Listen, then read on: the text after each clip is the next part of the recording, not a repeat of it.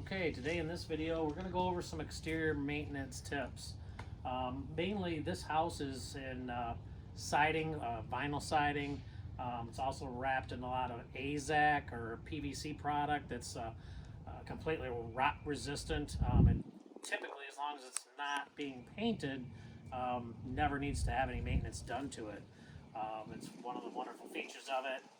It allows us to put something on. It's a nice white color all the time and it will never rot. So we use a lot of time in trims. So on this house you'll notice the AZAC is along the bottom of the skirt here. There's also some that runs up along the bottom edge of the porch as well as around the front door. All of those items or areas can all be power washed. Mild soaps that are available to be used on with your power washer can be added right to the mix, if you will, through your power washer. This house is done in all vinyl siding. You have board and batten down below and horizontal standard siding up above. These surfaces as well can all be cleaned with a power washer.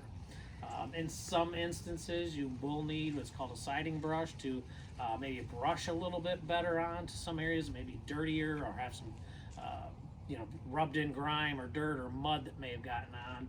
But for the most part, a good power wash will clean most of those areas. This porch also has painted fiberglass porch pillars. These will need maintenance. They will need to be painted from time to time over the years. They will not rot, but they do need to have some maintenance done from time to time with a fresh coat of paint on them. Again, can be power washed, which is another nice feature of them being fiberglass and only painted. Just from time to time need to be washed with a power washer. When doing any power washing, you do want to be cautious. Power washers are can be very powerful. You can put a hole right through, say, treated decking, woods, things like that, by just the use of a power washer. So you want to use some care, read your instruction manuals, and of course there's companies that do exterior power washing as well. Always an option if you wanted to go that route. When you are power washing, an area you may want to think about doing is your gutters.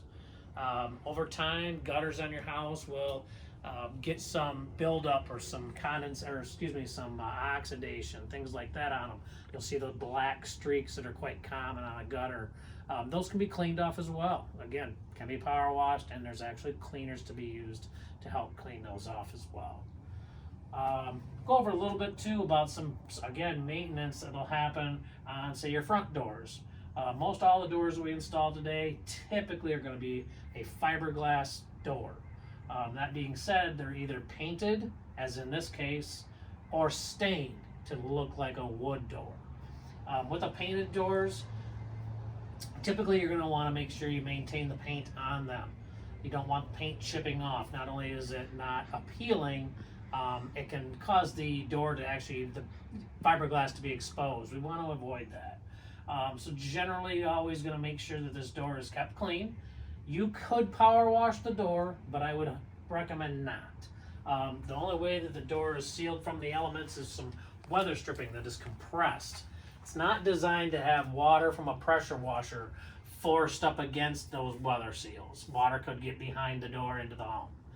Typically a hose, maybe a sponge, again, and just some mild cleaner if necessary. But usually a sponge and a hose is going to clean that off just fine. Then touch up paint or re-roll the whole door. If it's stained, the stain is always going to be a gel stain that's used to create that look of a wood door, and it's going to be sealed with an exterior grade spar urethane. And that's important. Most exterior products will have some sort of resistance to both sunlight, moisture, mold, and mildew.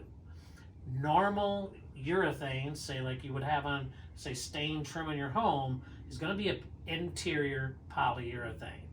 Interior polyurethane cannot be used on a stained door. It will actually flake off. It is not designed to have weather and sunlight on it. So from time to time, usually every 2 to 3 years or so, may need to have your stain door resealed. And that can be done by yourself. make sure it's clean and prepared correctly, and then go over it again with a good, high quality spar urethane. And you can find those at any home center to redo your door. They're available in both water-based and oil-based. Most of our guys these days, most of our painters we use, do use the water-based versions of the spar urethanes.